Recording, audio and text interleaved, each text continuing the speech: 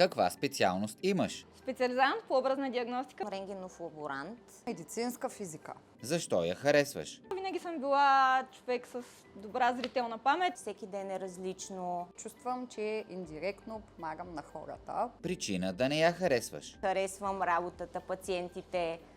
Всичко ми харесва. Ранното ставане в 5:30 сутринта. Кой има надмощие? Шефът, твоето знание или Google? Шефът. Безспорно БГ мама.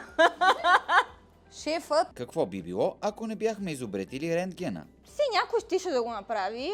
Сега прогреса не може да бъде спрян. Може би всички щяха да са брилянтни хирурзи и ние всички щяхме ходим с белези от много операции.